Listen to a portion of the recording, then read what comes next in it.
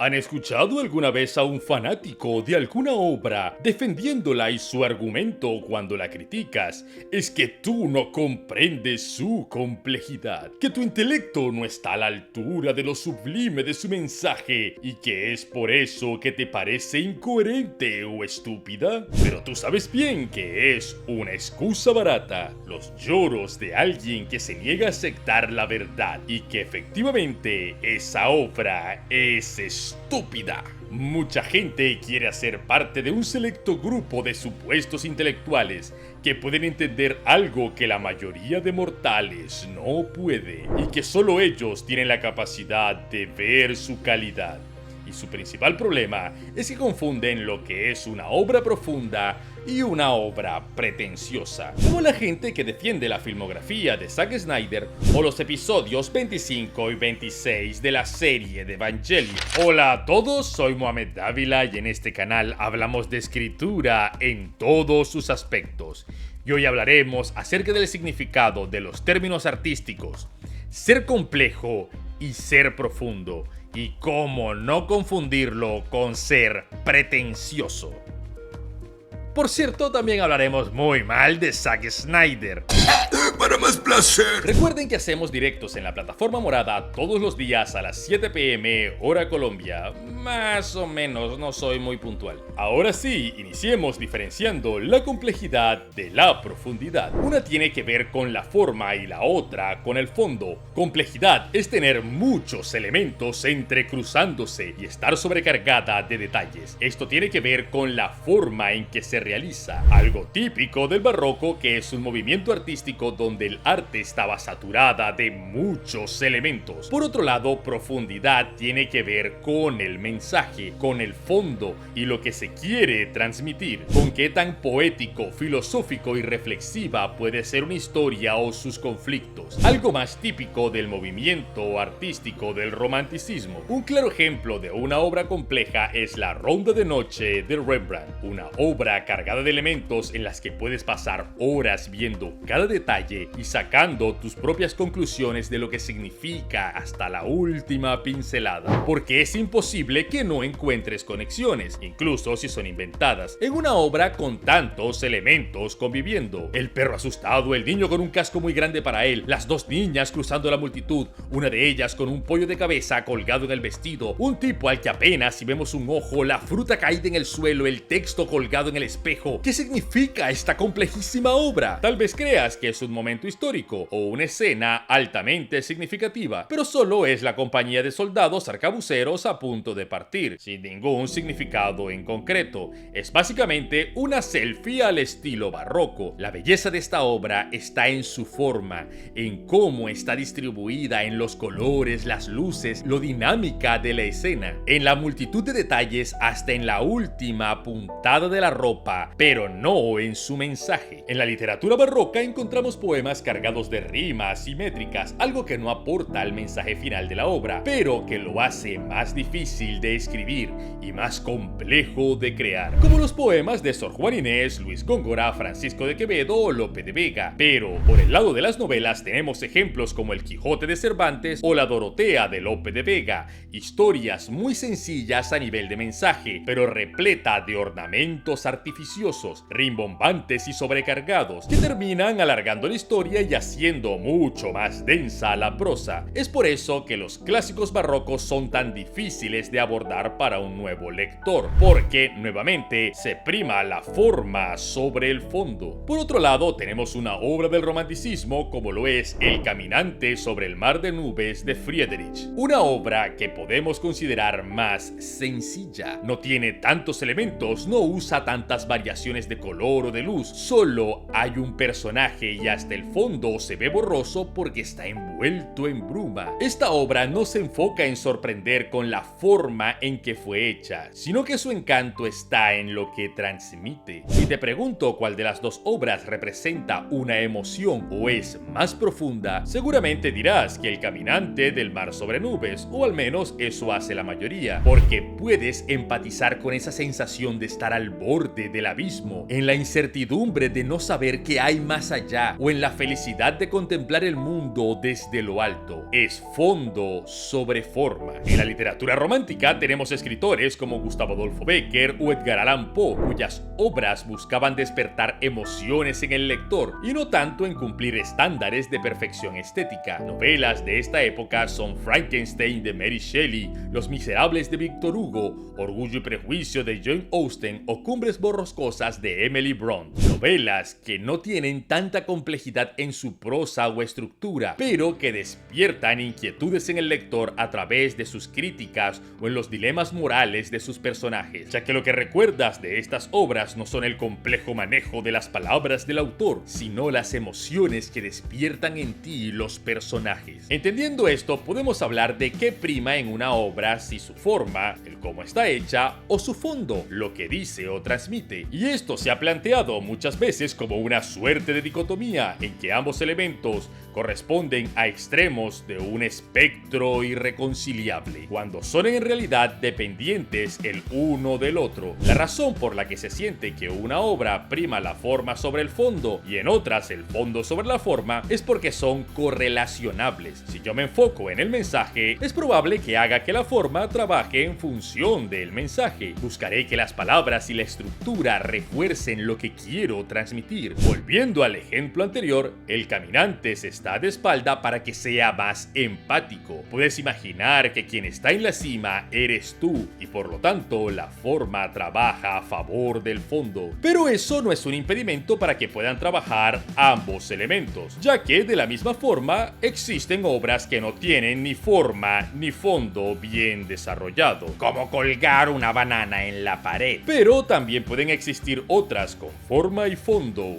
bien cuidados. Por supuesto, el arte es cíclica, como ya lo ha demostrado la historia. En el movimiento clásico prima la forma y en el Renacimiento el fondo, en el barroco la forma y en el romanticismo el fondo, en la ilustración la forma y en el modernismo el fondo. Actualmente exploramos al máximo la forma. No nos importa mucho el mensaje de una canción, sino lo bien que suene. La forma en que se clasifican los videojuegos, en si son o no AAA, depende plenamente del dinero que se gaste en su producción y no en si tienen o no calidad. La era tecnológica nos ha traído un deseo enorme por la calidad de imagen y audio, ignorando los cimientos de estos medios. Pasa lo mismo con el cine, donde las producciones que están en top de recaudación son aquellas megaproducciones cargadas de efectos especiales, a pesar de que sus actores o directores no tienen tanto talento en comparación a obras de menor presupuesto, a las que hoy en día se les denomina cine de autor, que se intenta enfocarse en mensajes más profundos y no tanto en sobrecargar de luces y mucho CGI su proyecto. Esto a su vez nos habla de que pronto el consumidor se agotará de estas obras vacías de contenido y que solo se enfocan en la forma, iniciando nuevamente un cambio en el ciclo y generar una ola de historias que se atrevan a explorar conceptos más interesantes y no solo se preocupen por verse geniales. Es más, me atrevería a decir que esa inquietud ya ha comenzado a germinar en el público y notamos que se puede obtener más relevancia y éxito con obras que no tienen un apartado visual tan detallado, pero sí una historia o elementos mucho más trabajados y al que se le nota más corazón. Ahora, ¿está mal tener obras donde la forma prima sobre el fondo? No, claro que no. De la misma forma en que no podemos decir que todos los artistas del barroco son malos solo porque sus obras carecen de mensaje complejo. En muchas ocasiones, yo siento incluso la necesidad de cerrar los libros que me exigen tanto mentalmente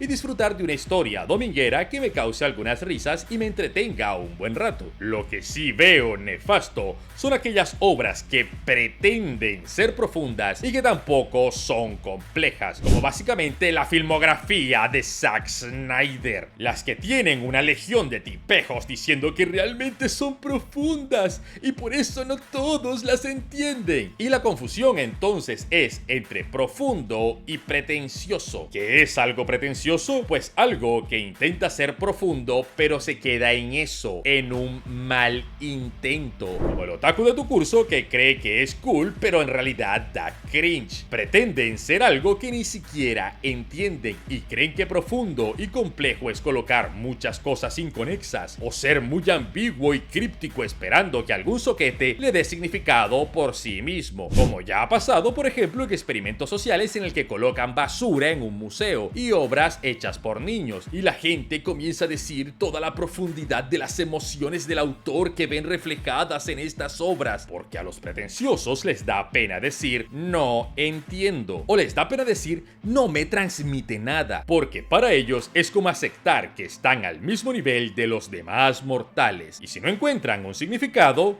lo inventan. Da como unas flores, algo de paisaje sí que hay, sí. Muchas sutilezas, corrientes. Bueno, es un cuadro complejo.